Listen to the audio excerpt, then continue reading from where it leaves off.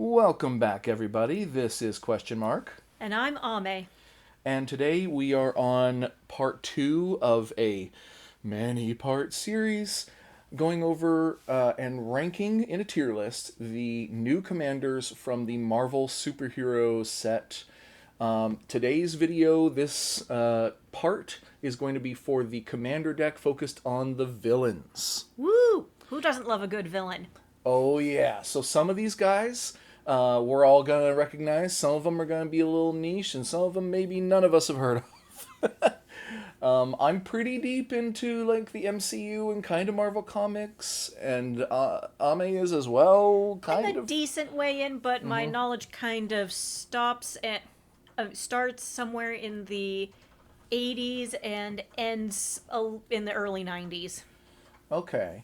And we've also seen most of the MCU movies and stuff like that, some of the TV shows. But all that said, like while we may discuss the lore a bit and things like that, the main goal here is to figure out how good these are going to be as your commanders. So we've got our tiers here. My nemesis are going to be for our favorites, the ones that we're most likely to build decks around that excite us personally, followed by super, which are the ones that we think are good. Wild card are the ones that it's a little questionable, or maybe they need a little help to get there. Sidekick are the ones that are better not being your commander, but are still playable cards.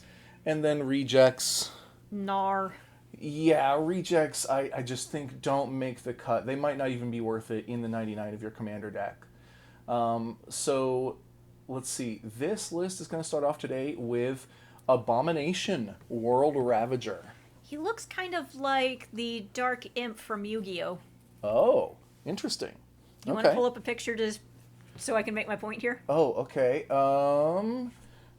Dark Imp Yu-Gi-Oh. Um, talk about. Feral Imp. Oh, you're talking about this guy. Yeah, Oh, he does have like kind of big ears and stuff. Okay. he looks like he could be. Feral Imp looks like he could be the son of Abomination. Oh yeah, Or the mischievous little nephew. Baby Abomination. Well, what does he do? For seven and a red, you get a 10/10 Gamma Berserker villain.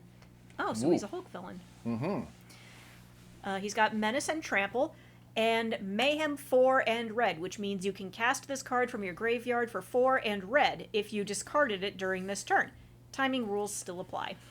Okay, I'm gonna start off with a snap judgment on this guy. I think he's gonna be in sidekicks, and the reason why here is because That cost? the cost of 8 in the command zone. You don't want a commander that costs 8 unless the upside is huge. And a 10/10 is cool and all, but doesn't have haste, doesn't have any way of like protecting himself like ward or hexproof or anything.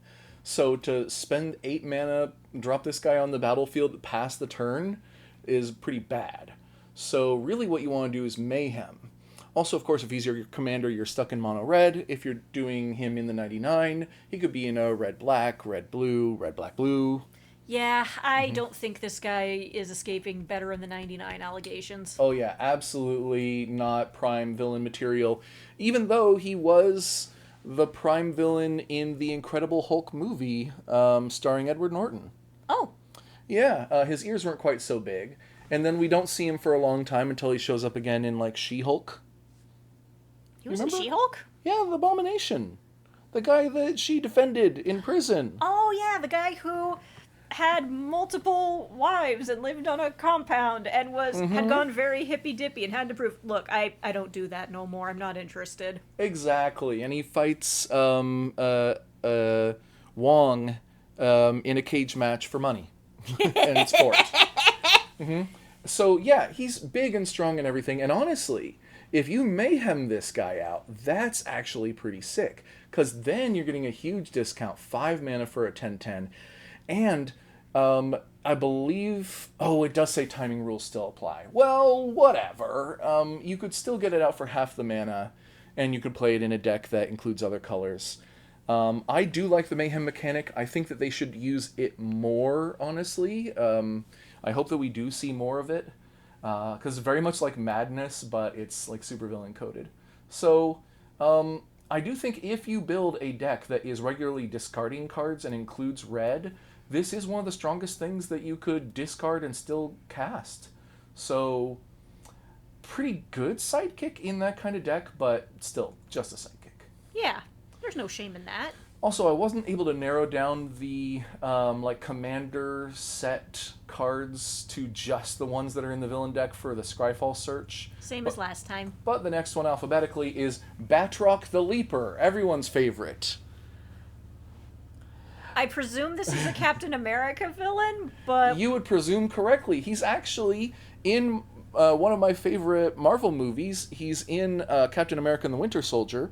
Do you remember when they infiltrated that ship at the beginning? kind of. Cap and Black Widow are infiltrating a ship, and then before Cap can get out, this one guy like challenges him to a hand-to-hand fight. Oh, and that's him? That guy is Batroc the Leaper. In the credits anyway, and I think that they also have like a dossier where they're like, oh, it's Batroc. He's like, a mercenary that, has a bounty on his head. And can apparently leap really high. Yeah, he's basically just a, like, slightly super strength martial artist, who can almost beat Cap if he didn't have a shield. But guess what? Most of the time, Cap has a shield.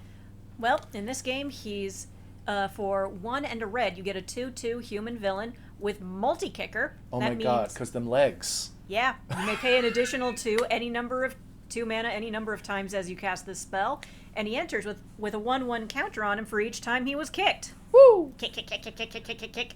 And? When he enters, he deals damage equal to his powers to each of up to X targets, where X is the number of times he was kicked. Wow. Okay, so actually that can scale up. Okay. That can scale up quite a bit. So if you pay 4 mana for him, then he's a 3/3 who kicks 1 target for 3 damage. Okay, so 4 mana 3/3 that kicks for 3 damage. That's thoroughly okay. That's very mid. What about the next step up? Next step up, if you're paying 6 mana for a 4/4 who kicks 2 creatures for 4 damage, I would say that's better. That's better. Okay. So this does kind of scale pretty well. You can get him out early if you don't care about kicking him, if you just want to have your commander on the field early, but then he is a piece of garbage. He's just a 2 mana 2/2. You can get commons better than that. So you really do want to kick him. Also, it reminds me of Chun-Li, which, by the way, is a magic card. In English, I swear. What the... does there need to be a dash? Is that how her name goes? Yes! Look, she also has multi-kicker. Because look at them legs. And also, it only costs 1. Has to be white or blue, but that's not much. Yeah, so Chun-Li, kind of comparing apples to oranges here, but it's the same joke, except Chun-Li is a pretty good card. Batroc is not very good. In fact, okay, well, clearly the more mana you put into him, the closer to viable he is, but I still don't think he's worth playing. You're stuck in mono red, and he does not pay you off that well for it. You want to be ramping like crazy to get tons of mana for him. He's not necessarily better in the 99 of anything except for there's this one red-green commander who cares about kicker, who's maybe he goes in that one red-green commander deck that cares about kicker. Let me see if I can find that one. Kicker and legendary. That might be good enough. Have I got it right here? Nope. Do they also have white in their color identity? Maybe they do. Nope. No. Okay. Well, I swear there is a commander out there that cares about kicker, and it's still not that good. I think I'm gonna have to put him in reject. If you can figure out what the commander we're trying to remember is, Put it in the comments. Yeah, I think I remember them being like canon non-binary, and there's something like a Fletcher or something like that. I think they shoot arrows. Anyway, I'm not gonna bother searching it up any further. Yeah, This guy, I mean, he kind of he sucks. kind of sucks. Yeah, but you know what? That's on flavor. So, All right, who's next? who is next? Alphabetically, we've got Damocles Base. All right, this is one that some people might miss. In fact, in this search, I missed it. Damocles Base can be your commander. Now, let me leave that search alone. Damocles is spelled with an O. Yeah. Yes, you're correct. So, as of the Edge of Eternity set that came out in 2025, we can have legendary vehicles as our commander as well. Because spaceships! Because spaceships. So, vehicles and spaceships can both be your commander as long as they are legendary and they have a power and toughness box with something in it. So, Damocles counts. It is the sword of Kang. I almost said Krang. Wrong continuity. That's Ninja Turtles. Okay, what does it do? Well, for 4 and a black, you get a 5/5 legendary artifact vehicle with flying and death touch. Okay. Whenever Damocles base deals combat damage to a player, that player faces a villainous choice. They sacrifice a non-token creature of their choice, or they lose 2 life and you draw 2 cards. Ooh, okay. Sacrificing a non-token creature of their choice. And gotta have a Neat. power of 3 to crew it. That's true, that's true. Okay. So, power of 3 to crew it is not trivial. You're playing mono black at this point. Also, vehicles do have summoning sickness if you crew them on the turn that they enter. Although, the other way around, creatures with summoning sickness can be tapped to crew vehicles. Funny, isn't it? So, you can, like, be asleep at the helm and still pilot this ship. You can be hungover at the helm and still pilot it. But the thing takes a minute to get into gear, regardless of how alert the crew is. Okay. Dealing combat damage to a player, I've said before, is one of the toughest barriers to getting a good ability. But And we do have flying, which helps, and death touch. Absolutely, absolutely, a lot of things that help. Also, most vehicles have a higher power and toughness than mana value because they aren't creatures unless you jump through a hoop. You have to have creatures in order to make them into creatures. Moreover, you can crew at instant speed, but it only lasts until end of turn. So that can be a pro and a con. It'll dodge sorcery speed removal like Damnation, Toxic Deluge, stuff like that. But it'll also need to be crewed again if you want to block with it. So,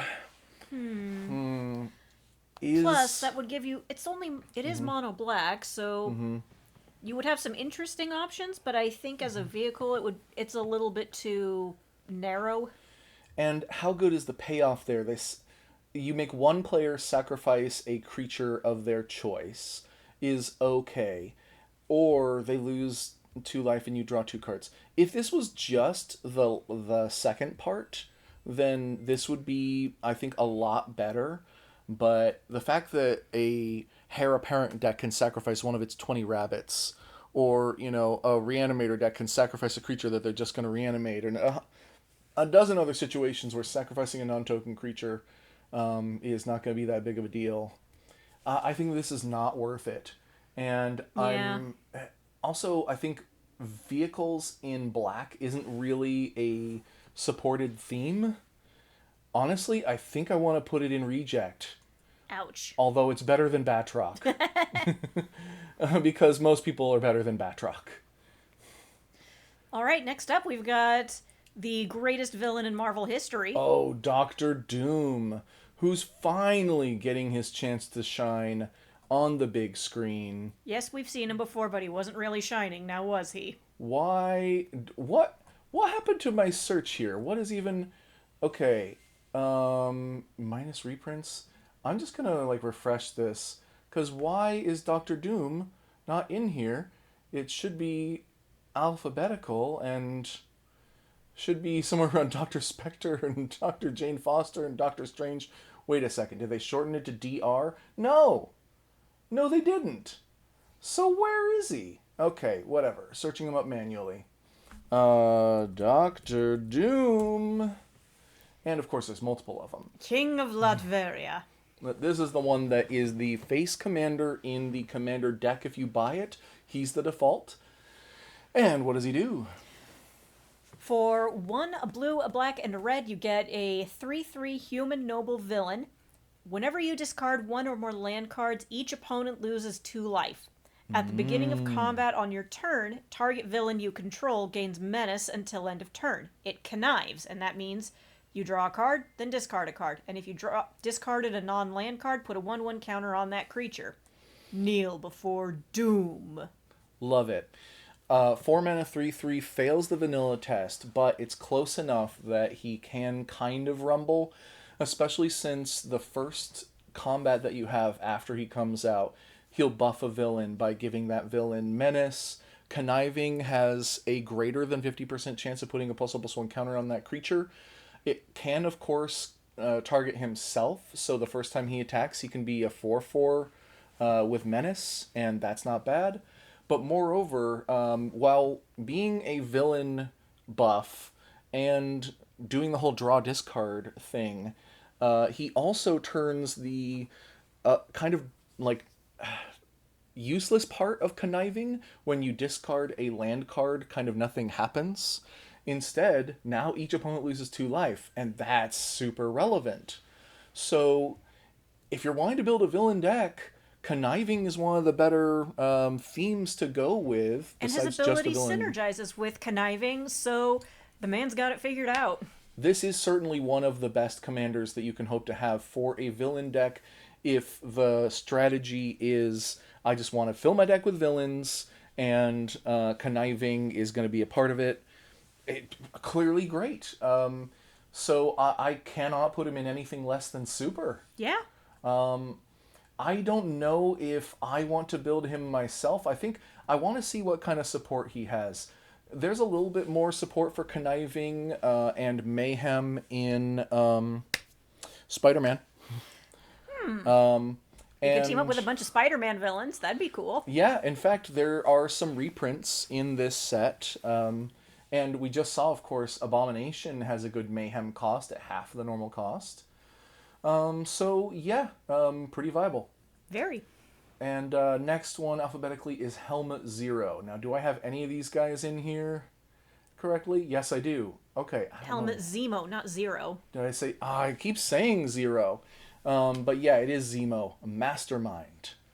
What does he do? He looks sillier than his movie version, as that's what he does. Yeah, because he's the main villain from Captain America Civil War, where he never wore his purple hood thing. His corduroy mask that doesn't cover the top of his head. I think it does, but the lighting here is weird. Okay. Regardless.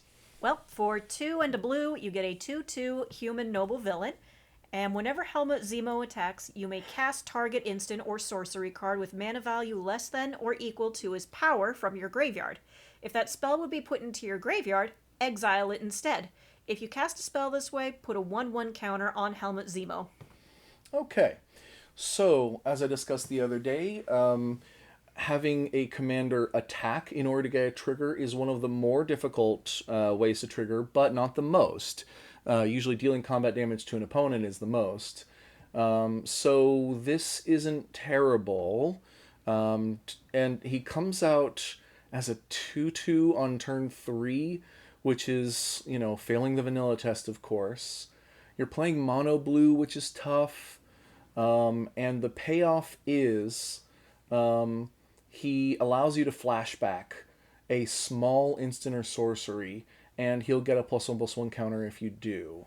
But he has to attack to do it. Which then expands your range of things you can flashback. It does scale upward. Yes.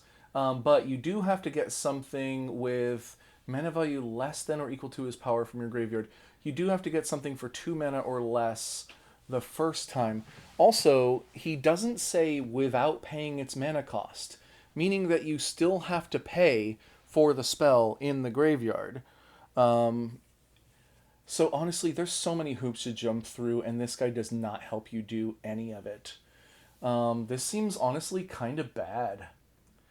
Um, I want to put him around here, Oof. or maybe a little bit better than Damocles base, because like a mono blue control deck can be a thing, running lots of like ponders to draw extra cards, unsummons and stuff like that to like bounce your opponent's creatures, flashing them back, do some combat control and stuff, but This he probably doesn't isn't the best guy to do it. he doesn't pay you off enough. You have to pay for all those spells, full price both times. He's a 3 mana 2/2, no ward, hexproof, unblockable, flying, none of that. So, yeah, it seems like kind of a waste. Not even that good in the 99, considering that he's kind of not aligning with the connive mechanic at all. I mean, I guess if you're discarding instants and sorceries then to connive, then he can cast them again. Except you're better off just casting them twice instead of conniving them the first time and then casting them once. So yeah, it does not come together. Certainly not for mono blue. Then we've got Ironmonger, Sadistic Tycoon. Let's find him. Oh, he must be on page 2. Iron... Nope. Or it didn't make the cut somehow. Ironmonger. Sadistic Tycoon. Very close to the oldest written text in all of human history, the Coppermonger. You know what I'm talking about? Yeah, the oldest written text in human history is that we found is someone who carved into a tablet a complaint about someone who sold them crappy copper. This person it sells the crappiest copper in all of Mesopotamia. Yeah. Well, this is Ironmonger, a slightly more modern version. Played by Jeff Bridges in the first Iron Man movie. That was Jeff Bridges? Yeah! Playing Obadiah Stane. The big beard, the bald head, he's almost unrecognizable. And the gruff voice, because I think now he's more known for his gruff voice. Before that, not so much. Huh. Yeah. Anyway, what do they do? Well, for 2 and a black, you get a 2/2 human villain with flying. Whenever a creature you control connives, put a 1/1 counter on each villain you control. Okay, that synergizes so well with our man, Doctor Doom. Absolutely.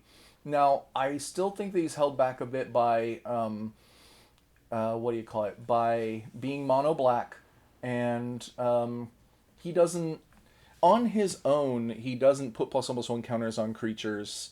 You do need to have the support of other villains and stuff.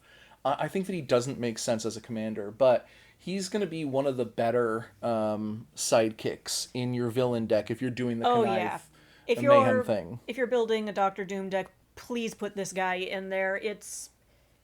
I mean, he comes in the box, so don't cut him. Yeah, don't cut him. He's earned his spot. Yeah. I'm not ready to put him all the way up to wild card status because he does force you into a villain theme, and even after 2 sets that have some villain themes, I don't think we have enough villains to say, oh yeah, mono black villains is strong all by itself. No, but 2 or 3 colors, great in the 99. So next though, we've got Kang Prime, who was supposed to be the main villain of the Marvel Universe right about now. However, the actor playing him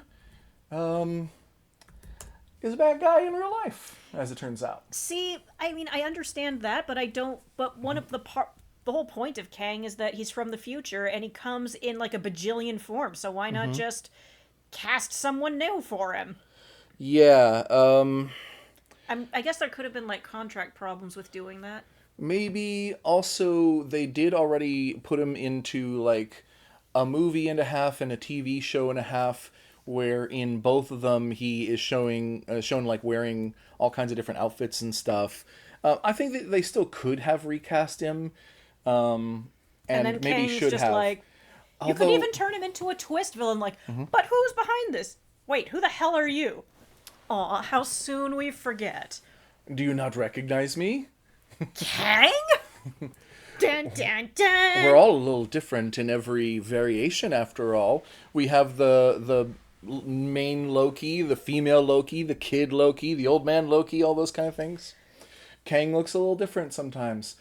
But They they could have totally gotten away with that. and I think that was the actor's name like Jeremy Majors or something like that. I don't know. Regardless, it's too bad. He had a great performance, And the but I and setting up appreciate Kang to be their a villain, stance though of not hiring someone who's basically a criminal. that I agree with. That I wholeheartedly agree with. But let's get onto the card.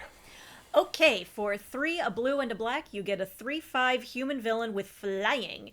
Whenever Kang Prime enters or attacks, exile cards from the top of your library until you exile a non-land card. Put 2 time counters on it. If it doesn't have suspend, it gains suspend. Now that is interesting. Well, part of Kang's whole deal is that he's a conqueror from the future, so it makes sense that there would be time travel shenanigans.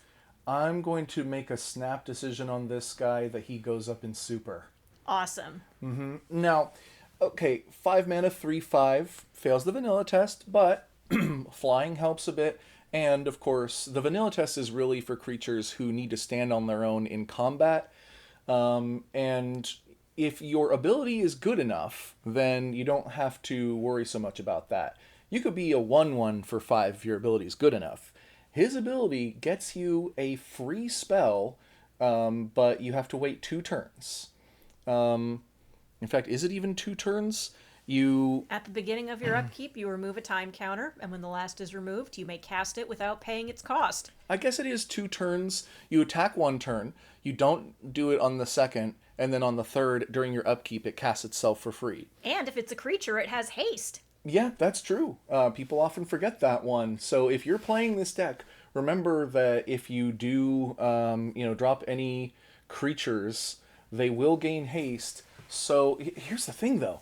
This guy basically always puts in a call to the cavalry.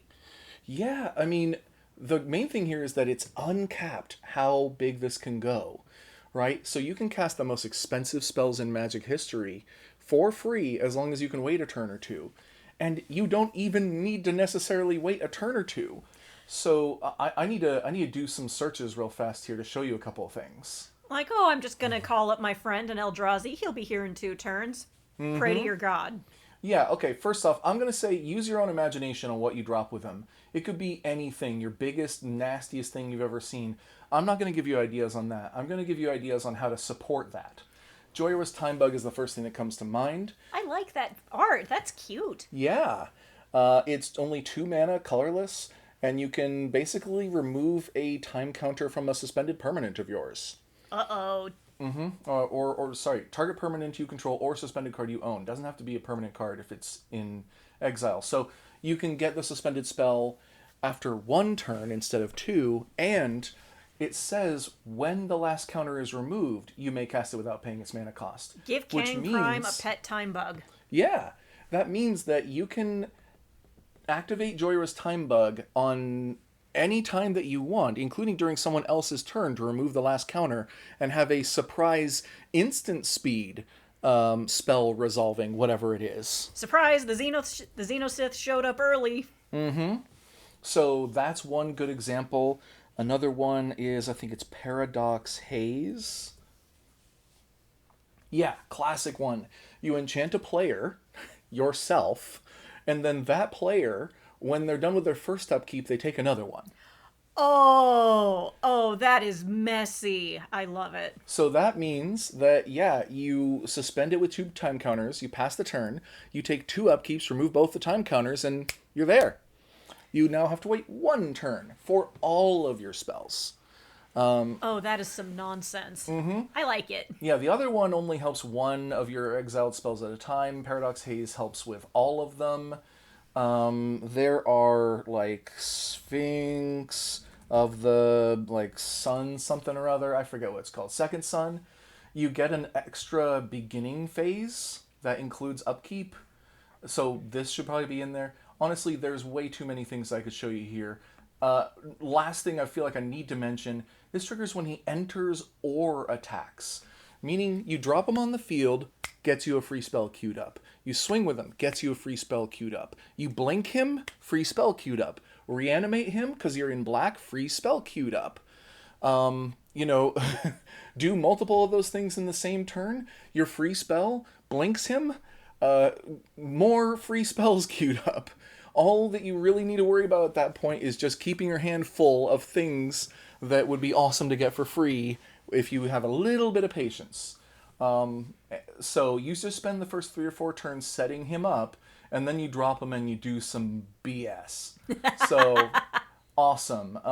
Only thing that is keeping him out of my nemesis for me is that, like, I don't have a particular silly thing that I want to do with him.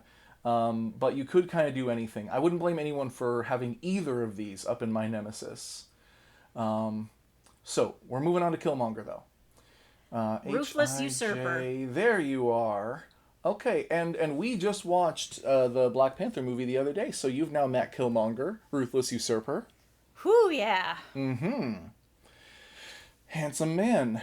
Why don't you read what he does? For 2 and a red, you get a 3/3 human villain with trample. Whenever Killmonger attacks, he gets +1/0 for each artifact defending player controls because he likes to repatriate stuff. Whenever Killmonger deals combat damage to a player, that player sacrifices an artifact of their choice, and you create a treasure token. Is that from Wakanda 2? Nah, I'm just feeling it. I love that. I guess for him it's less about repatriation, more about gimme vibranium. And also that cool thing. Yeah, you know, and he's gonna be fighting for, like, you know, black people all around the world, everyone of African descent, you know. But, you know, he's also willing to murder everyone along the way, so... I don't really fault his motives, I fault his plan. Yeah, actually a lot of people point to him as a perfect example of, like, the villain with a point, but then Disney/Marvel always insists on just being like, but he murders people unnecessarily, so he's got to be defeated. So what? We let Loki get off with that one. Yeah. And then by the end of the movie, of course, well, actually, I'm not going to spoil it for you, but we are seeing here this Day Zero errata. They forgot to put until end of turn on the first ability, so as written, he gets +1/+0 for each artifact defending player controls indefinitely. And that's not intended. And people online who don't know their history as well may say, like, what? When have they ever made an omission like that? What? Well, I can tell you specifically. Blood Vial.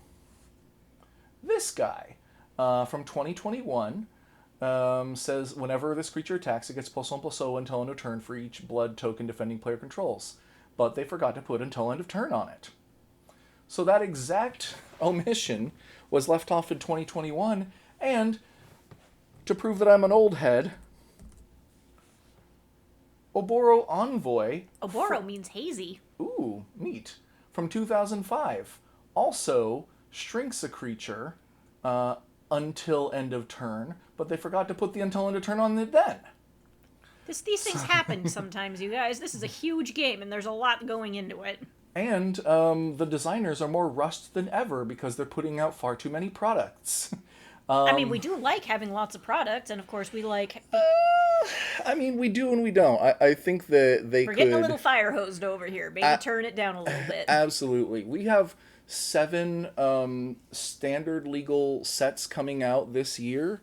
When I grew up, when I was playing Magic, initially it was 4 if there was a core set that year.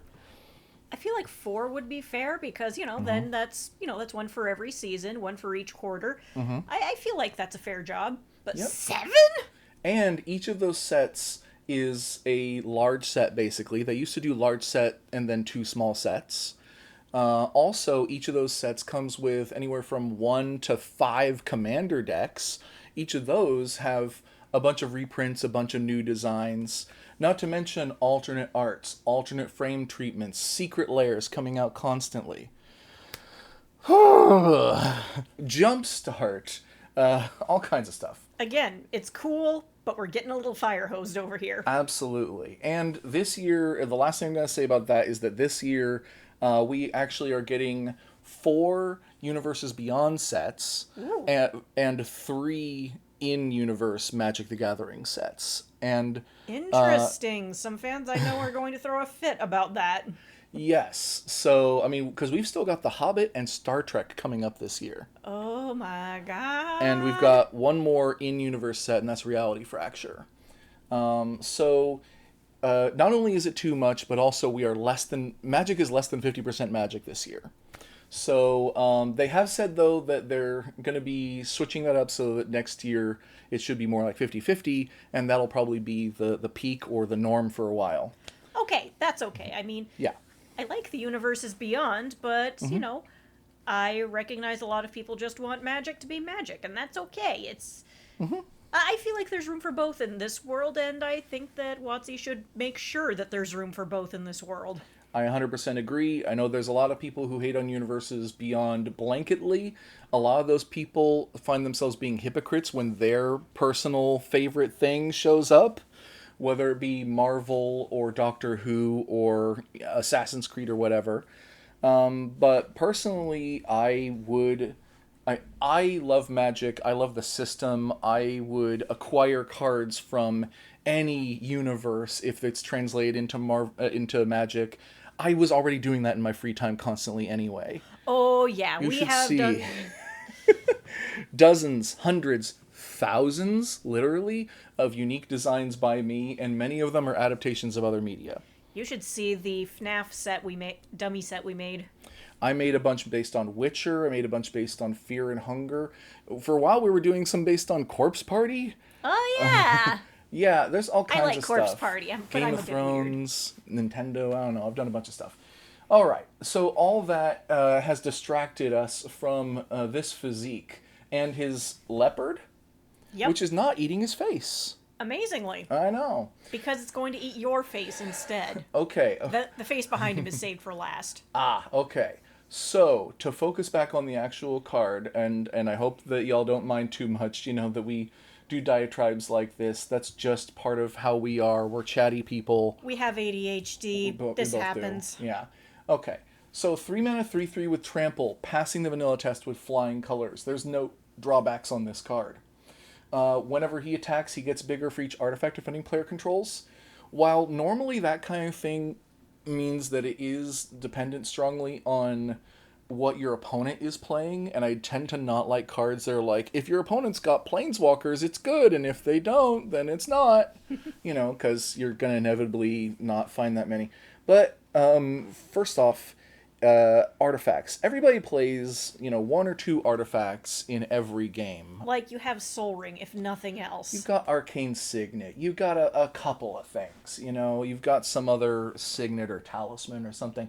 Just about everybody's playing at least a couple of artifacts, sometimes a lot. So it's actually not that bad of a gamble here.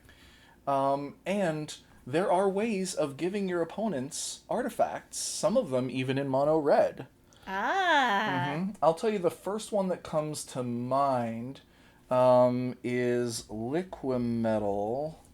Actually, is Liquimetal Torque target? Yeah, Liquimetal Torque.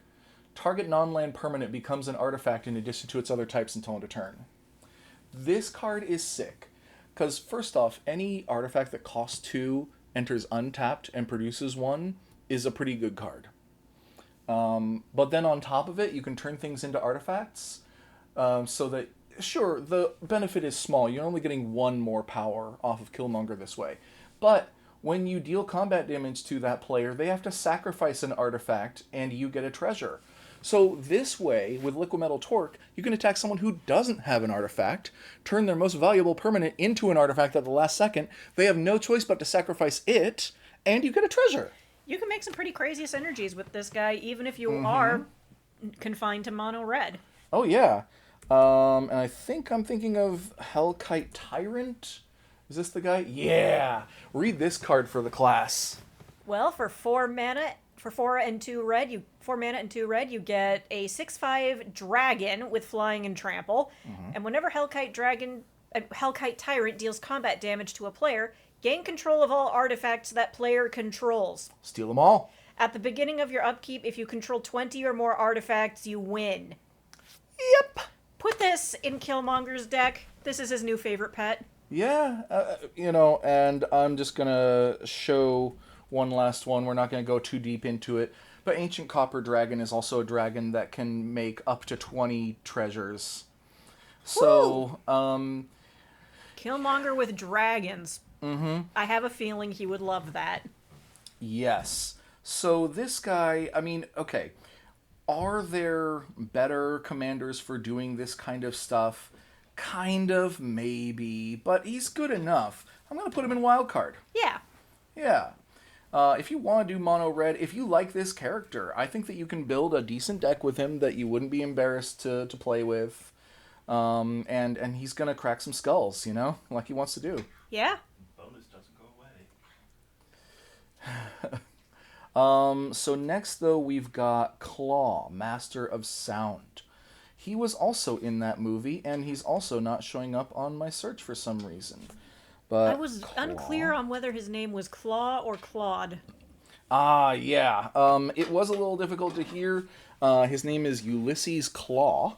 And at least in the MCU, I think he's, since he's portrayed by Andy Serkis, it's kind of implied that he's, like, from New Zealand. He reminded me a lot of Kano from Mortal Kombat. Yes, he is a wild man. He is a, like, mercenary kind of rogue guy. Oh, I mean, good, rogue got on there. He's bad and he loves it. He has, like, a blaster. Instead of from his eye, it's from his hand that splits open. It's kind of like a prosthetic. Yeah. I mean, in his case, it's literally a prosthetic. I guess in both cases they are. So in the comics, he looked a lot sillier. As a lot of comic book villains look kind of silly, because a lot of them were from, like, the Hughes Code era. Hays Code. Hays Code, thank you. And actually the Hays Code was... Actually, no, the Hays Code was for films. Okay, well, the comics code. Yeah, the comics code. That's what it was. Anyway, what does he do? Well, for 2 into black, you get a 3/3 elemental rogue villain with Death Touch. Ooh, And whenever you play a card from exile, Claw gains indestructible until end of turn. interesting. Whenever Claw deals combat damage to a player, look at the top card of that player's library and then exile it face down. You may play it for as long as it remains exiled. Mana of any type can be spent to cast a spell this way. I steal your Okay. card and now it's and now I get to cast it if I feel like it. I'm thinking of, I stole a card from you, and now it's mine. Beautiful. Yes. So, he's a 3-mana 3/3 with Death Touch, passing the vanilla test with flying colors, as you would hope for a commander who wants to rumble. He needs to deal combat damage to a player in order to do his thing. Whenever you play a card from exile, it gains indestructible until end of turn. So how awkward is that? Considering he lets you play cards from exile if you've hit someone. Okay, you can look at the top card, then put it face down. Okay, so you have to, actually. Okay, you have to look at the top card of their library, exile it face down. You may play for as long as... Okay, so I think then the plan is that you can store cards in exile from your opponents as a, like... Secondary deck! Yeah, as a little arsenal that you can deploy in order to give him indestructible. So if you happen to exile a card off the top of someone's deck and it's an instant, keep that in mind. Hold on to it. Also, there are a number of other ways to cast spells from exile. We just looked at Suspend. Yeah. Suspend casts cards from exile. There's also the Cascade mechanic that we've seen. Cascade, you exile cards until you find one of a lower cost and then you cast it for free. That counts. You may have seen Discover as a mechanic, where, Discover 5 means you exile cards until you find a cheaper one, you cast it from the exile zone. Discover counts. Okay, so while you might not have that many cards in mono black that straight up say, like, exile this card, you can play it, there's a lot of keywords that have that hidden in it. In fact, does Mayhem do that? Let me take a quick check. Mayhem. No, Mayhem works from the graveyard? Well, let's see. You may cast this card from your graveyard for this if you discard it this turn. Timing rules still apply. Okay, then all right, you are correct. What about Madness? I think that's still graveyard. If you discard this card, discard it into exile. Oh, When you cast it for its madness cost, when you do, cast it for its madness cost or put it into your graveyard. So Madness does cast from exile. all right. So that's another angle, and it appears to be a darn near black exclusive ability. Yeah, there's quite a few of them in black. And I want to see if I can think of any other keywords that people might not know of that exiles things. Prepare. Okay, this is one that a lot of people probably don't know. Cards like this. You know how so Ancestral Craving. This is a card that doesn't even exist yet. But so a lot of people have probably seen from Strixhaven these prepared cards. So when a creature becomes prepared, it's not clear from reading the card at all, but the prepared card is now in exile, waiting for you to cast it. So if you do cast Ancestral Cravings or any prepared spell, it counts as being cast from exile, and it will give Claw, Master of Sound, indestructible until end of turn. Interesting. So all these things combined, I still don't think that this guy is terribly powerful. He's not super. No. But I think that he's a wild card. He's a decent wild card. Yeah. One There are ways to make this work. Death Touch makes him a little scary. Indestructible's kind of scary. Yeah. There's enough stuff here, I think. Granted, that art is... I don't know. I'd much rather have some other suit for this weirdo. Okay. But we're not the ones who designed him initially. Yeah. Oh, no. this next one will be fun. Oh, yeah. Lady Loki. Wait, Killmonger was in here. Okay, either way. Lady Loki. Agent of Chaos. What does she do? She's sitting there being a gender fluid queen is what she is. Mm-hmm.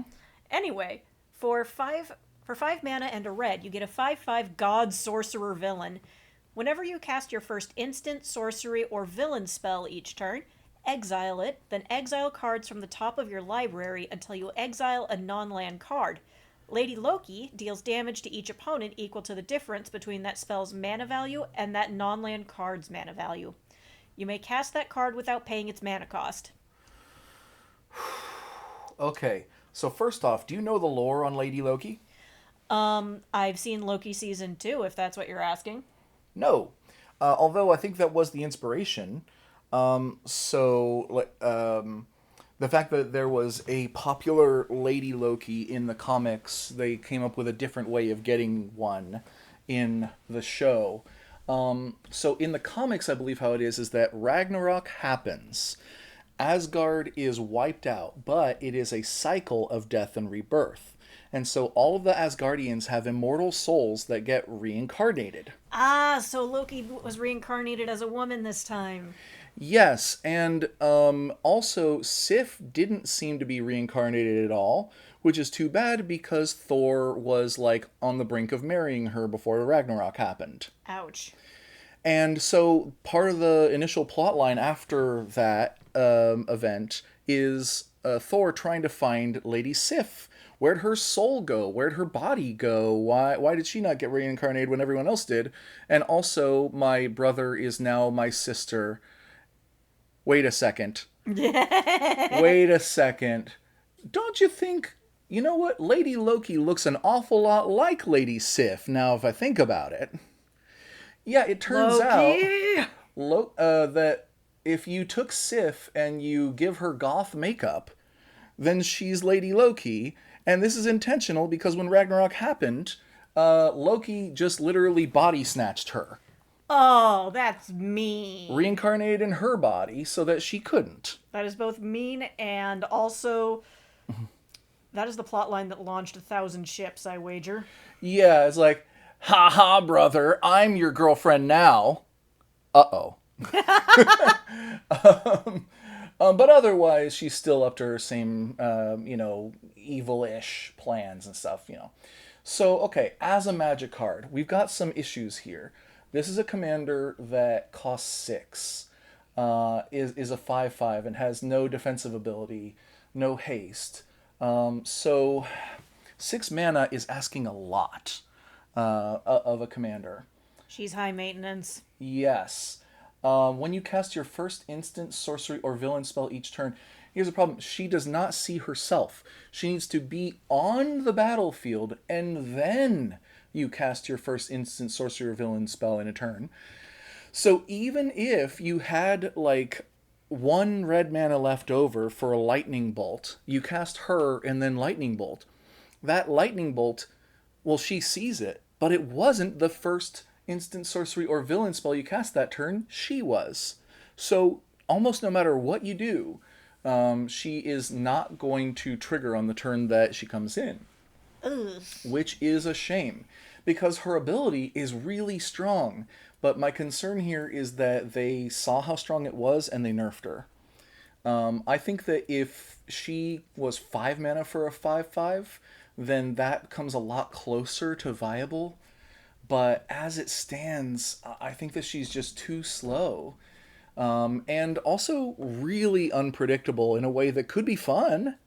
Because you cast lightning bolt and she's like, nah, you're not doing lightning bolt, you're doing blasphemous act. Also, blasphemous act's mana cost as printed is 9. So you do 9 minus 1, 8. Each of your opponents takes 8 damage, and you also do 13 damage to every creature. Yeah.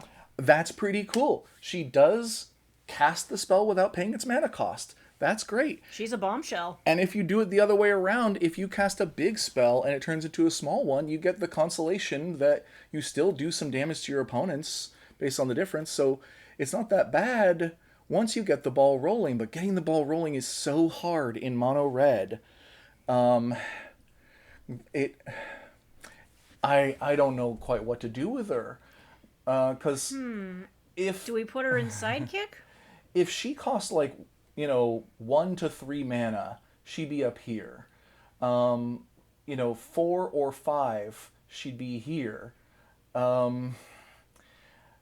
But is there even a like deck for her to go in the 99 of? That's the problem, is that like what deck do you put her in? I I mean, she does cast things from exile, so claw, but no, they're not the same colors.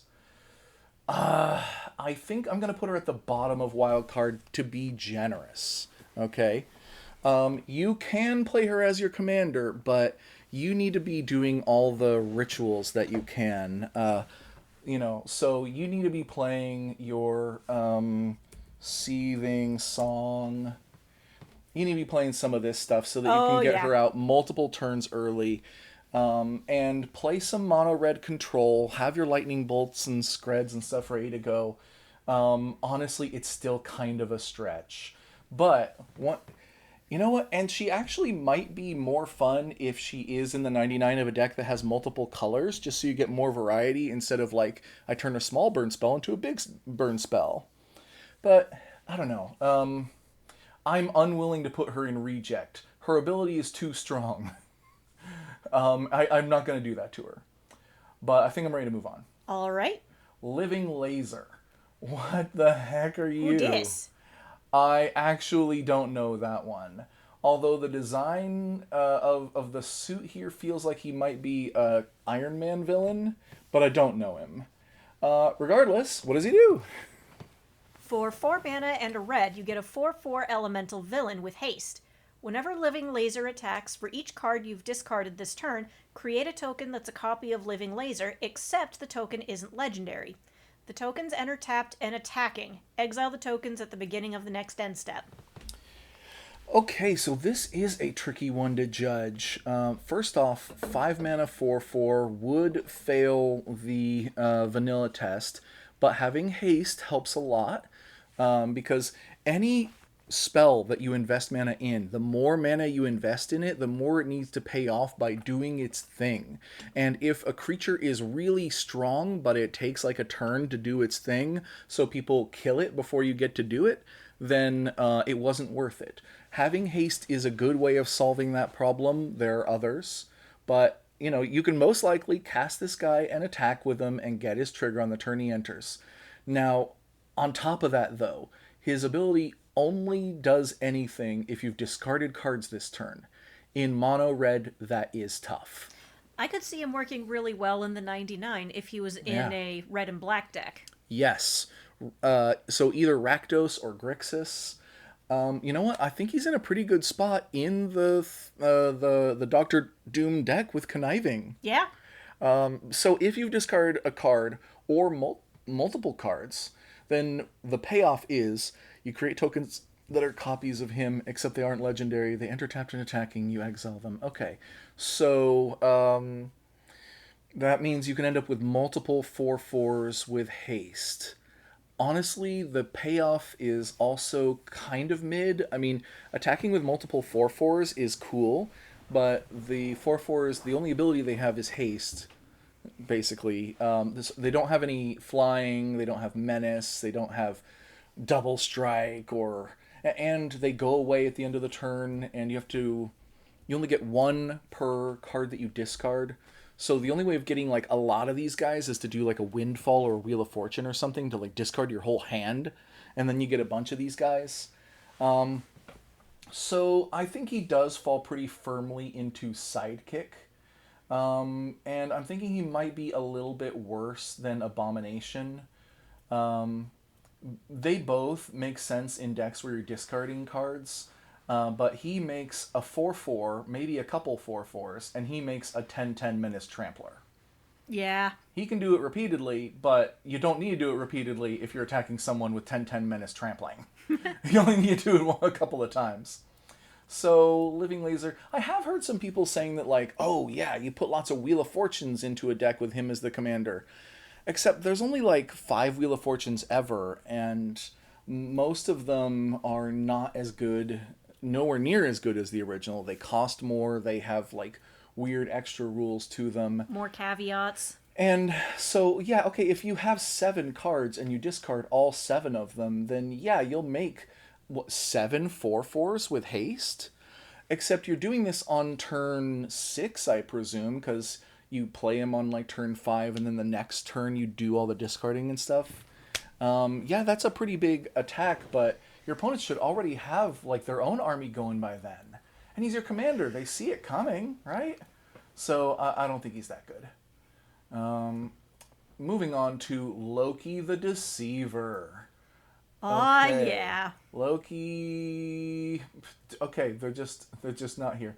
Uh, Loki the Deceiver. I before E except after C. Oh, I'm deceived. Deceived. That's the opposite. There he is. Okay. I believe he's supposed to be the backup commander for this deck. Sure looks like it. That's Kang, Ultron, and Victor Von Doom in his background. Yep. So, what does he do? For 1 mana, a blue, a black, and a red, you get a 4/4 God Sorcerer villain. And whenever Loki attacks, create a tapped and attacking token that's a copy of another target villain you control, except it isn't legendary and it's an illusion in addition to its other types. Sacrifice that token at the beginning of the next end step. Okay. Whenever 1 or more villains you control deal combat damage to a player, draw a card. Okay, so start off basic, passes the vanilla test. Yeah. 4 mana 4/4. Which I wouldn't expect that to matter that much on a character like Loki, considering that he kind of rarely does his own fighting. He does do it, but he seems to try to avoid it when possible. Yeah, he's more of a schemer.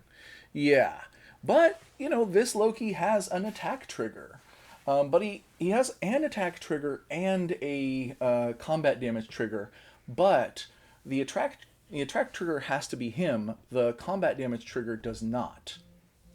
In fact, you're going to see a lot of cards in Magic that are worded kind of like that last one there. Whenever 1 or more villains you control deal combat damage to a player, draw a card. And Once again, we have a villain theme building here.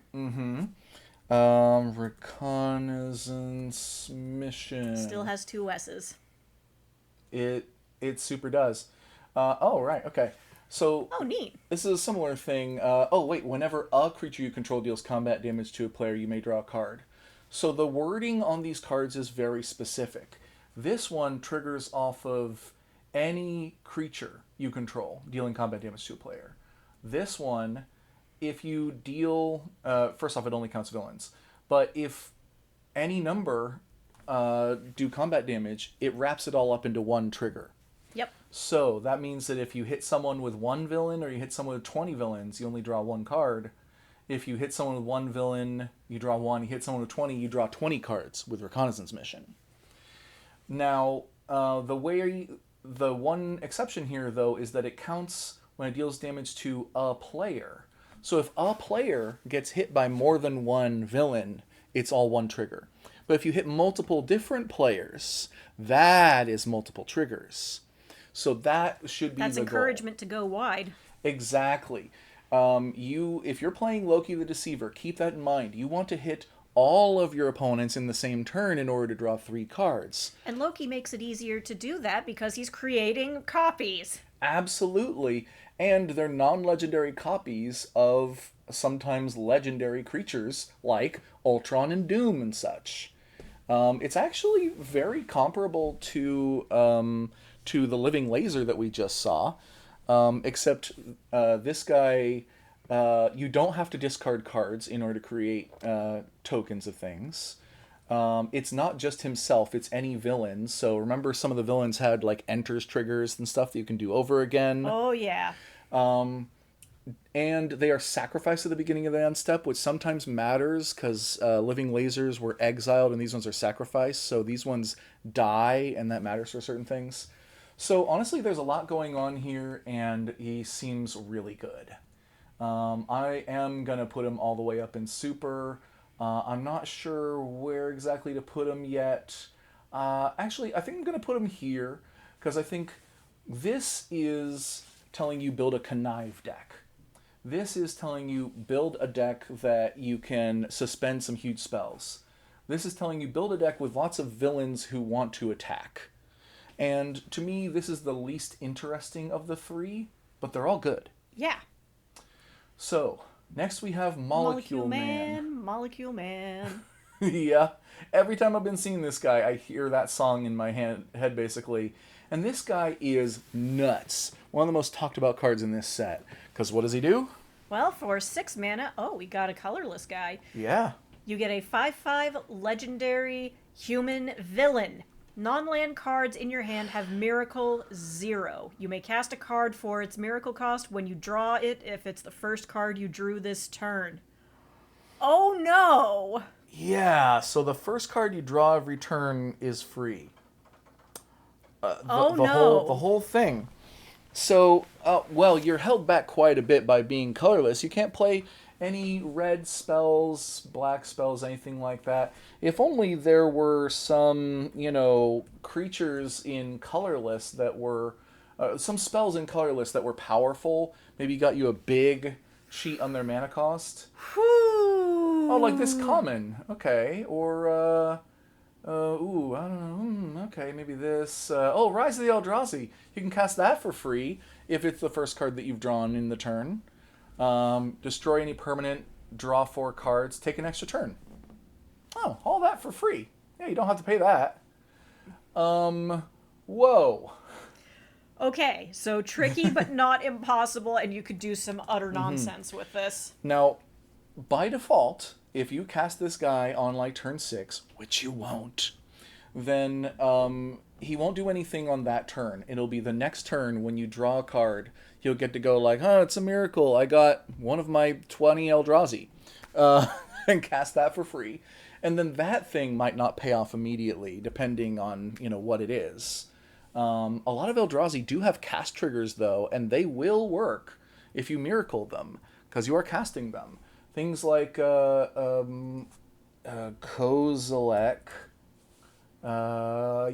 This guy.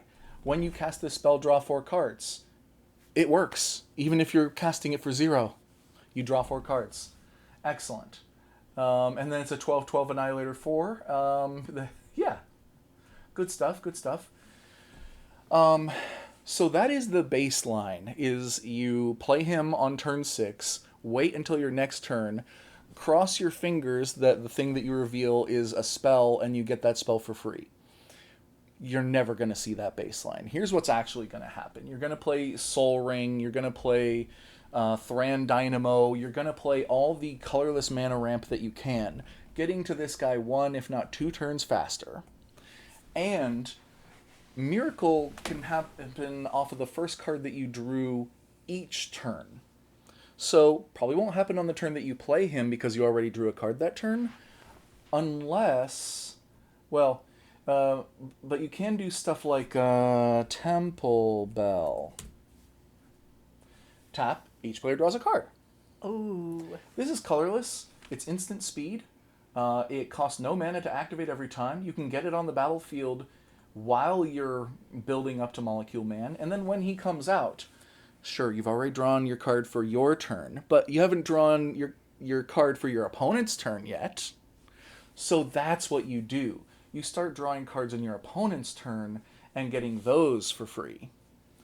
Probably the best card in the deck is going to be Sensei's Top. This card has been wrecking shit since like 2002. 1 mana to cast, 1 to activate. You can rearrange the top 3 cards of your library, so if one of them's a land, you can be like, no, Eldrazi to the top, please.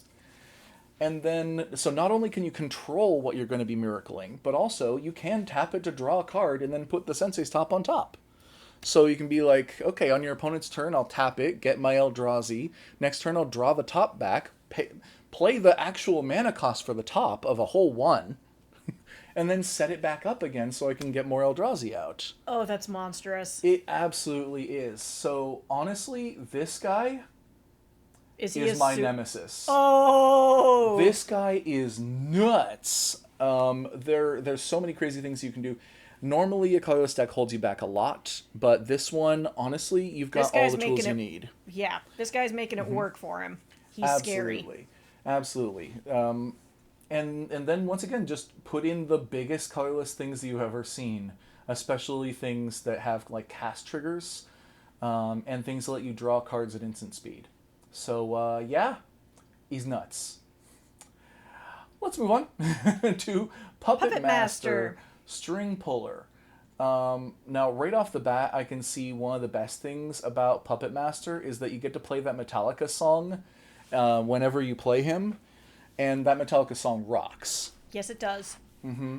Although I think Andre Antunes' version of it is the best one. He did a cover of it in the style of Muse, and it slaps so hard. Oh, hell yeah. Okay, I love Muse. But also, I have seen, I think it's season 4 of Stranger Things, where the song is used very well. Yeah, I know that one, but I still think the Andre Antunes version is better. Is Puppet Master a woman? I'm looking at the eyelashes in particular. I don't think so. I don't know. Huh, whatever. Anyway, what do they do? For 2 mana and a red, you get a 2/4 human artificer villain. Whenever you attack, goad target creature an opponent controls. It can't block this turn. Oh. Whenever 1 or more goaded creatures deal combat damage to one of your opponents, create a treasure token. Wow. This guy is let them fight. How about make them fight? Make them fight. Yeah, I mean, some people are getting kind of annoyed by the goad commanders out there at this point, but you know what? This is a good one, I think, because it comes out early at just 3 mana. It's a 2/4, so it doesn't die to everything. It's got a little toughness. You do have to attack in order to do the first trigger, but it doesn't care what you attack with. You could be attacking with a freaking Ornithopter. Don't forget about this card if your commander has a really good attack trigger and it doesn't matter what you attack with, because it's a 0 mana 0/2 flyer. You can play it in every color deck. You can get it out on any turn. It will most likely have someone it can attack without being blocked. You don't really care about it. So, yeah, you can play Ornithopter in this deck, and then every time you attack, you go to creature. That creature can't block this turn. That's also big. So, Puppet Master can be the one doing the attacking, and as long as a player has only 1 blocker, they now have 0. So you get through, and they're goaded. Which means that they have to attack on their next turn, but if they can, and they have to attack someone other than you if they can. And when they do, if they hit, you get a treasure. That's an excellent payoff. So if you fill your deck with things that goad your opponent's creatures, you're making lots of treasures and you're doing it more. Um, this seems really fun. Can I just say I love that he's puppeteering the Thing and the Hulk into fighting each other as if he's saying to the audience, come on, you want to know the answer too. Honestly, this has been one of the classic matchups since like the 60s. The Fantastic Four and the Avengers, right from the get-go, they're like, who's stronger, the Thing or the Hulk? Answer, the Hulk. Yeah. Um, he's the strongest there is. No hate to you, Thing, but it's the Hulk. Yeah. Um, that's his whole thing. But, Still, it's fun to have the fight. now, of course, you can do more interesting things with Goad if you include blue or black as well. There are some other good Goad commanders out there that include another color. But I think that red has the most access to goading and things that care about treasures, and so mono red, you're not held back that much. Honestly, I think I want to put them all the way up in super. Yeah. Yeah. I mean, I could say wild card, but considering they have a way to goad and a payoff for goad, and that goad also is kind of a pathway to a victory in that if your opponents beat each other up, then at some point they'll be left with you and someone who's roughed up a lot. Yep. If you've played your cards right. And then hopefully you have some way of finishing them off. Maybe I should recommend one card for finishing them off, but I don't remember what it's called. So We'll leave that as an exercise for the viewer. there's a red enchantment out there that cares about goaded and suspected creatures, and it like steals them all. It's an enchantment. You look it up. Now then, Red Ghost Intangible Genius. Where are you? Santa! Hey, it is Santa with an orangutan. And a gorilla, and it looks like a giant panther guy. I think that guy might be like it's another ape. Oh, maybe it's a baboon. Maybe. Either way, Red Ghost Intangible Genius. What does he do? For 2 mana, a blue, and a red, you get a 2/3 human scientist villain. With Ward 2. Red Ghost can't be blocked. Oh. Whenever you draw your second card each turn, create a 3/3 red ape villain creature token with haste. What? The apes are villains too? Oh no! He's made them villainous, I wager. He's not just making apes, he's making ape villains. Look at them, they're stealing money from a bank. Those apes would not have done that if not for the bad influence of Red Ghost, aka like evil ape Santa. Oh. Apes together strong. Apes under Red Ghost exploited. Oh. To me, my super apes. All right. So, Although to be fair, apes are terrifying when rankled. okay, so I'm gonna say something controversial here. What? This guy's awesome. This guy's awesome. I mean, okay, look, vanilla test, we passing? No. No. But Ward 2, what have I've been saying about commanders this whole time is that they need to be able to do their thing. And something like hexproof, protection, unblockable, haste, things like that help them do their thing. Wouldn't you know it, he's got Ward 2 and he can't be blocked. So prepare to eat a lot of commander damage. I mean, Well, some. I don't know about a lot. You're going to eat commander damage probably often, but it's just 2 at a time because he doesn't have a mechanic that makes him bigger. But also, whenever you draw your second card each turn, turns out there's a really supported theme out there for decks that draw multiple cards on each player's turn already. And it's mostly in red and blue. So Right place, right time. throw that stuff in there, and now you have a new payoff of making a 3/3 with haste every time.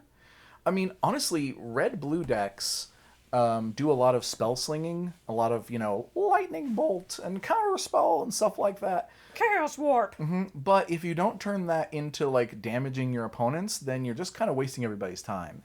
But this way, you're getting 3/3 apes out of them. I got an army! Yeah, they may not be the slickest army of all time, but they'll do. I think that this guy would be pretty fun. Why do you need him And- to be slick? and Apes weird. have got it all already!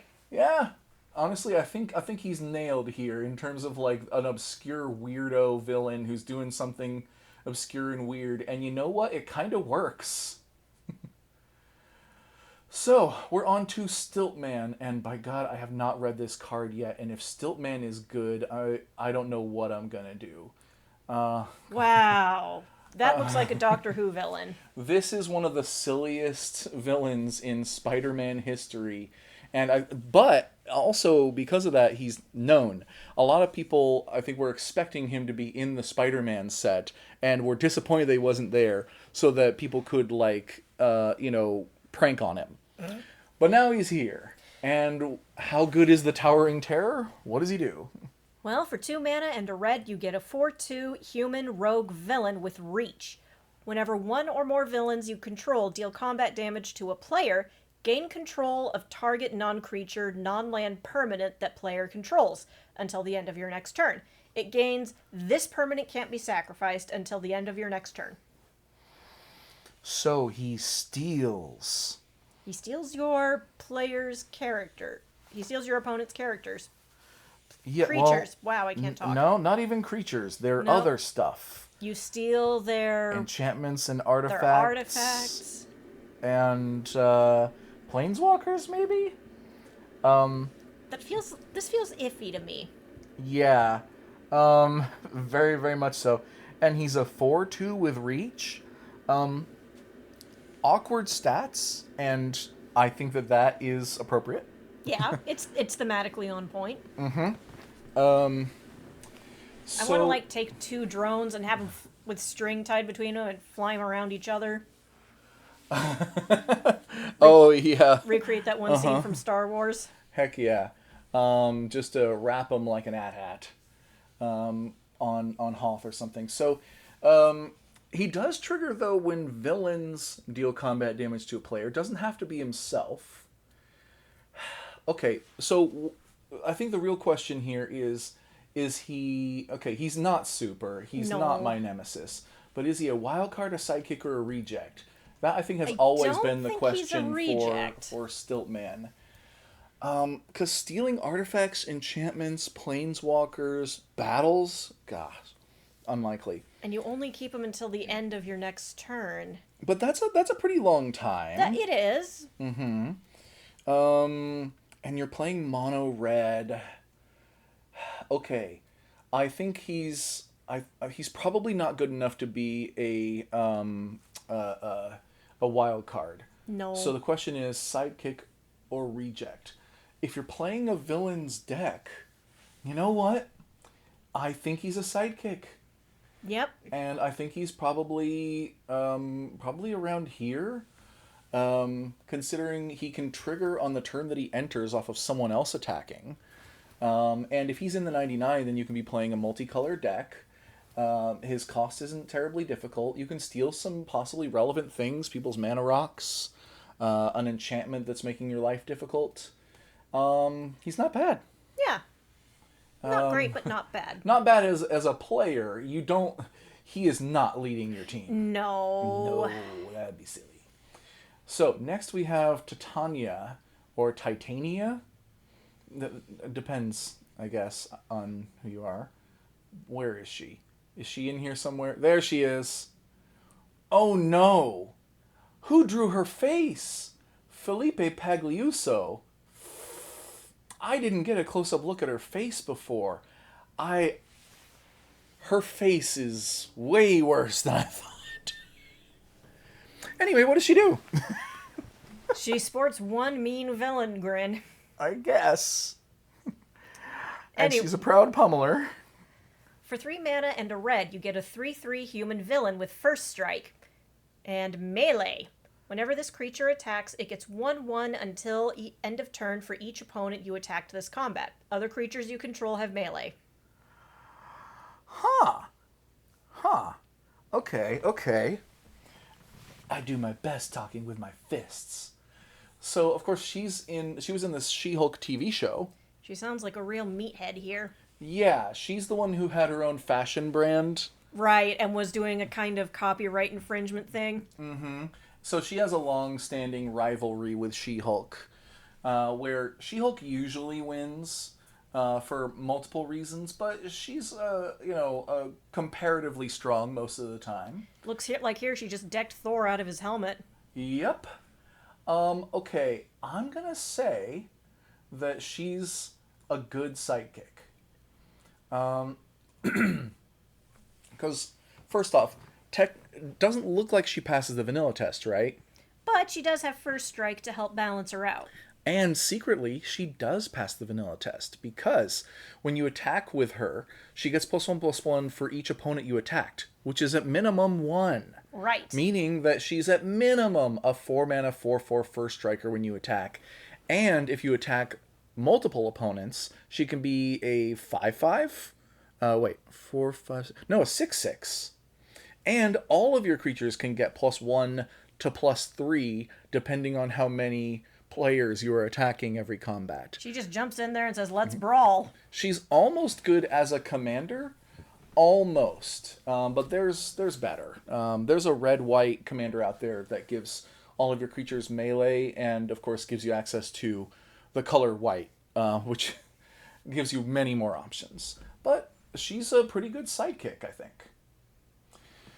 So, that said, we now are on to the Frightful Four. Just lots of silly billies out here. Is the Frightful Four like the Timu version of the Sinister Six? I think so. What's up with... okay, we don't seem to have them here either. So, the Frightful. Here they are. Okay, and you may recognize a couple of them. In fact, can you name any of them? Let's see. We've got Sandman. I don't know who the guy with the gun is. I don't know who the lady with the hair is. Is that Kang behind them, or is that it's not? It can't. It's not Galactus. But who is that? I'll give you a clue. I don't know. That's not much of a clue. I do know that the one on the far left is Medusa. She's the queen of the Inhumans, which Inhumans, by the way, were when Marvel sold the rights to X-Men to Fox, and then the X-Men movies started getting popular. They made the Inhumans as these are like the new X-Men that are like their whole group of people. And we're going to neglect the X-Men intentionally while a competing company is making movies based on them. If I recall correctly, the Inhumans got their own movie, didn't they? They got a TV series, and it is not liked, not loved. But yeah, the most famous Inhuman is probably Black Bolt. Oh, yeah. He's the king of the Inhumans, and he has an interesting superpower where his voice is incredibly powerful, so much so that if he even whispers into a room, he may kill a man. Yeah. So he usually stays dead quiet until he wants to, like, annihilate a whole city.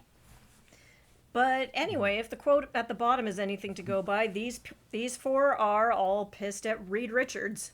Yeah, I assume that they're a villain group that formed to take on the Fantastic Four, probably in the 60s, and they're a bit silly. But as magic cards, how good are they? Well, for 3 mana and a black, you get a 4/4 villain with Menace. And whenever an opponent casts their first non-creature spell each turn, that player loses life equal to that spell's mana value.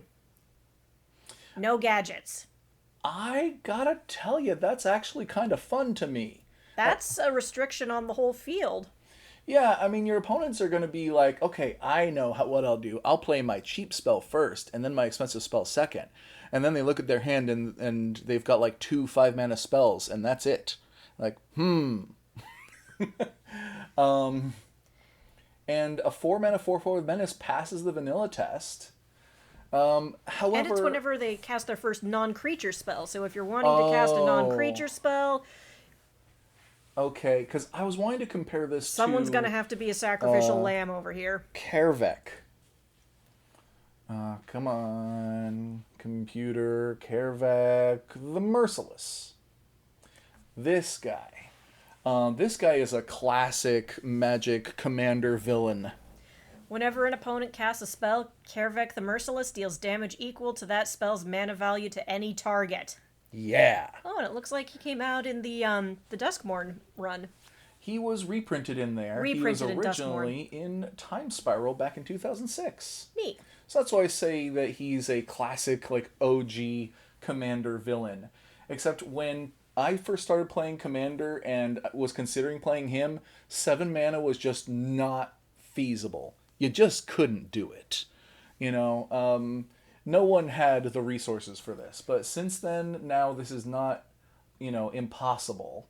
And in fact, his payoff, triggering off of any time your opponent casts any spell, dealing that much damage They'd better to hope any they have target. healing. They'd better hope they've got defense. They're going to want all of the lifelink. Basically, you just gotta kill Kervek, otherwise he takes over a game. Kill He on will sight. knock angels out of the sky. He will take all the spells cast by all the players in a turn and dome the guy to their right so that he doesn't even get a turn. Just bop, bop, bop, bop, bop, gone. So the Frightful Four... They're kind of a Timu version of him, but that's okay because... I don't know if that's okay. I mean, upside they have Menace and they cost, 3 mana less? Yep. Yeah. But downside, they're playing mono black. They only trigger off of non-creature spells and only your opponent's first on each turn. Although importantly, if one of your opponents plays a non-creature spell on one of your other opponent's turns, it will see that, and so it can trigger more than once in a turn. Ooh. If someone's throwing out counter spells or something. But honestly, I think that they're better off as a sidekick. I think they're looking down around here. I think that they go in a Kervek deck. I think they go in a Valgavoth deck. Valgavoth cares about your opponents losing life on their turn, stuff like that. I just think that it's not... It's clearly villain coded because your opponents are going to hurt themselves from casting spells and they're going to be all mad at you. Oh no, they've taken away our powers! Except I don't think that it's strong enough to stand up to the heat it's going to generate. So, we're nearing the end with the Squadron Sinister. Is that what they're calling the Sinister Six these days? Nope, that's another thing. So, the Squadron Sinister, what do they do? I don't know any of these people. I think I know one? Maybe. Anyway. The one in the front looks a little familiar, but I don't know anyone else. But I don't really know who he is. I think the one on the left is Hyperion, although he also could be like Nuclear Man No, Nuclear Man's DC. And garbage. I think he's Hyperion. Anyway. Alright. For 5 mana, a blue and a red, you get a 5/5 human villain with flying and haste. Other villains you control get +2/+2 and have flying and haste. And these guys have Mayhem 3 blue-red. You can cast them from the graveyard for that price if you discarded them this turn. Timing rules still apply. So the only thing holding this card back, besides the obvious of 7 mana to cast, is that you can't really discard a card from the command zone. So you can't really get... for the Squadron Sinister to... Technically, you can let them hit the graveyard and then do the thing. But you can... Discard is specifically moving a card from your hand to the graveyard. Oh! So how do you get them to go... You have to get them from your command zone to your hand to the graveyard. And it seems like too many steps. It does. There are very few ways I can think of doing it. The one I can think of off the top of my head is, I think it's Command Beacon? Command Beacon, you can tap and sacrifice this land to put your commander into your hand from the command zone. Dang. Yeah, this is usually played on commanders that have a low or medium mana cost, and then you expect to play them, have them die, play them, have them die. And then at some point you're like, okay, Commander Beacon, I negate 3 commander taxes or something. But if you have to do that just in order to get this into your hand so that you can then discard it, so that you can then get the privilege of paying 5 mana for it. Nah. This is one of the clearest cut cases of them being a sidekick, but you know what? They're a crazy good sidekick. specifically in the Doctor Doom deck where you're conniving all the time. They are so good in the 99 of the Doctor Doom deck. They might be the best card in the 99, considering that for 5 mana, a 5/5 flying haste is great, and then giving all your other villains +2/+2 flying and haste, like, That's you're gonna win. yeah. You shouldn't, if you're playing the villain, if you're playing Doctor Doom and you drop this, you should be able to swing for the win right then, pretty much. Yeah. So then we can go on to Tri-Sentinel Act of Vengeance. Tri-Sentinel. I know, like, I'm aware of the Sentinels from the X-Men. Keep going down. Do we... Oh, right, okay. R comes after H. Don't do that to me. Sorry. Not in front of the class. Sorry. Okay. Tri-Sentinel Act Oh my of god, they Vengeance. stapled 3 of them together. It seems that way. Well, what are they? Well, for 7 mana, you get a 7/7 robot villain with flying, menace, and trample. What is this? Marvel's answer to an Eldrazi? When Tri-Sentinel enters, for each opponent, Tri-Sentinel deals 3 damage to up to 1 target creature that player controls. And it also has Unearthed 7. For 7 mana, you return this card from your graveyard to the battlefield. It gains haste. Exile it at the beginning of the next end step, or if it would leave the battlefield. Unearth only as a sorcery. Okay, this seems to me pretty clear-cut as well to be a good sidekick. So this would be great, probably at its best in the Kang Prime deck, where you can get big things a little later, because entering and then dealing like 9 damage is pretty nuts, and then having Flying Menace and Trample is all great. Especially if Kang Prime is doing it, they'll enter with haste. Of course, you could also put him in Molecule Man's deck. Yes, I think that he might be outclassed by Eldrazi, but he might not. He might actually stack up to some of those Eldrazi. Moreover, like, okay, what if he were your commander? I don't think he's really doing anything for you in the command zone. 7 is significantly harder to ramp into than 6. Yes. Moreover, doesn't have the haste or the defensive abilities I was talking about built in. So if you play him, he's likely going to get blown up before you get your next turn. People see it coming because it's in the command zone. You're stuck on colorless, and now it is a problem. Yeah, I don't think this guy is a good commander at all. But pretty good sidekick. One of your most powerful sidekicks in terms of, like, on his own. He just blasts people. Plus, if he's in your 99, then there are ways to discount that 7. Not so much if Yeah. you're casting him from the command zone. If you put him in the command zone, he's basically always going to be too late to the party.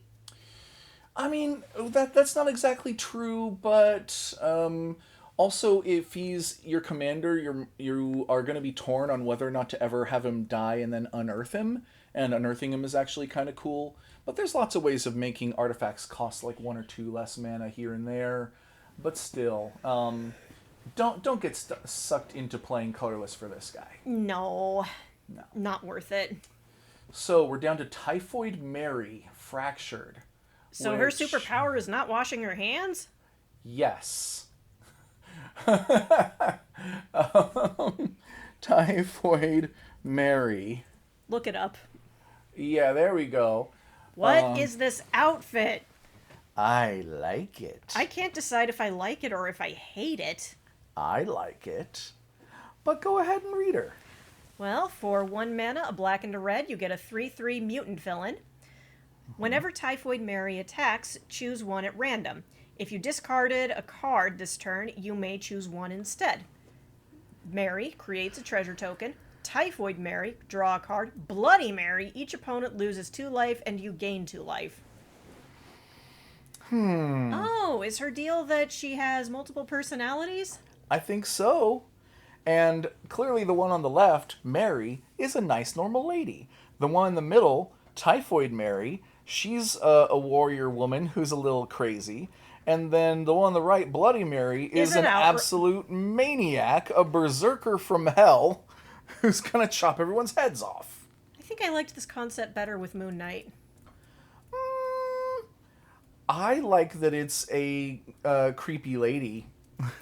Normally I like creepy ladies too, but something about this feels token. I don't care. I love her. Bop. Um, Maybe this just makes me weird, but okay, first off, vanilla test. Passing it. Yep. Second off, trigger when she attacks. Okay, so you might have to wait a turn for that. However, you're playing red, the color of haste. You can easily drop your lightning grease, your swiftfoot boots, and stuff like that. Now, you don't get to choose which of those things happen. However, creating a treasure token, drawing a card, and each opponent losing 2 life and you gain 2 life, they're all really good stuff. They're some of the things that you would most want. And if you discard a card, then you do get to choose. So you can do a little bit of the conniving, a little bit of the madness and mayhem and stuff. It kind of adds up. Um, if I wasn't personally interested in some of her vibe here, I would say that she probably belongs in Wildcard, honestly. But I think she's cool, and I'm gonna put her up there. Suit yourself. Uh-huh. I'd love to have her as my nemesis. I'd be like, oh no, I lose this time. Oh no, and then she'd like murder me. I'd be like, oh no, you're murdering me. I think I like the different elements of her outfit, but I don't think they go well together. Yeah, I like her hair though. It's a cross between like we got some kind of Mad Max Warhammer flavor going on here. We've got some post-apocalyptic shoulder pads up top. We've got an 80s look on the crop top thing, and something kind of scandalous and sexy down below. But I don't think it flows together. She's wearing two different kinds of gloves, and she only has one sleeve. Well, yeah, one's tight and one's loose. Yeah, one big fuchsia sleeve and one no sleeve. She's got two identical machetes. She's got one big belt and two skinny belts. 3 belts, the perfect number of belts. Anyway, I have questions. Anyway, I could fix her. So Sure you could. sure I could. Okay, we are going back to the list here, and we are on the last one, which is Ultron Unlimited. Can I find him? Not here, I can't. So we'll do Ultron Unlimited. There we go. are. He looks like a jack-o'-lantern. Okay, yeah. I like it. He's spooky. got a kind of spooky face, and he is glowing kind of orange from inside his mouth and eyes. And he set everything on fire. Okay, all right. His little good point. His little ear tennas also look like pointy goblin ears. Yeah, actually. But what does he do as a magic card? For 1 mana, a blue and a black, you get a 2/2 robot villain with flying. Whenever Ultron attacks, he connives. And whenever a creature you control connives, you may pay 1 mana. And if you do, create a 2/2 colorless robot villain artifact creature token. Okay, so we want to build tokens here. We want to build a token army. So when he attacks, you connive. When you connive, you can pay 1 to make a robot. That is not a bad rate. A 3 mana 2/2 with flying is a pretty good rate. Conniving means he can get bigger. He does cause you to discard, but you get to choose kind of what you discard. And making a 2/2 for 1 mana is not bad. I also kind of like that, just like in the movie, he can fly. His robot, like, duplicates cannot. It would be better if they could, but that's kind of a lot for 3 mana. And of course, if you have any other creatures that connive, then you can get multiple robot villains in a turn. You do end up, having to pay quite a bit of colorless to make a bunch of robots, but you could do that. And when he, it doesn't have to be when he connives, it's when a creature you control connives. Exactly. So if anyone else does it, then you can, if you play your cards right, you might be able to make yourself quite a robot army. Yeah, I think that he still isn't going to, wow too many people here. But you know what? I think he's a pretty good wild card. Maybe around here. Yeah. Because he is a very reasonable cost compared to like Lady Loki or something. He builds you an army, not terribly efficient, but pretty well. Gets you access to 2 colors, that's big. And honestly, more support for conniving, I think, is great. More support for mayhem, I think, is great. So I'm glad that we saw it in Spider-Man, and now we see it come back in this set, developed a little further. Because honestly, there's a lot of mechanics that come up in sets these days that are one-offs, and then we never see them again, and they end up being undercooked, like And that full sucks. speed or something, you know, or taking the initiative. But to see Connive and Mayhem both fleshed out a little bit more here, we know there's going to be 6 Marvel sets before we're done. So if we're going to see more conniving and more villains and heroes and more mayhem, honestly, I'm down for that. The mechanics will get developed enough that you can build a proper deck out of them. Yeah. So More options is good. with that said, I think we've kind of covered it here. And once again, I found 2 to get excited about. Even though one of them is a lot scarier than the other. And we've definitely got a lot of sidekicks in this one. Yes, we do. But honestly, isn't that often the case for villains that, like, even you watch most superhero movies, and isn't there often, like, 2 villains, and one of them ends up being kind of the sidekick of the other, or the B-plot, or whatever? Yeah. Yeah. One kind of ends up being a mook to the other. Most Or a superhero... villain of the week. Yeah. Most superhero movies cannot stand with one villain alone. You know, even The Dark Knight had Two-Face in it. Yeah. Mm-hmm. So, that said, we've reviewed 2 of these decks now, and they both look pretty fun. I think that Doctor Doom is a great commander. Loki is a pretty good one as well for the whole deck. There's some other fun stuff in here to branch off into your own original ideas. Lots of good sidekicks. And I think that's about all we have to say about this one before we go on and record our 3rd of 74 parts to this series. Oh, God. So, I think we'll catch you in the next one, everybody. Bye-bye. Bye.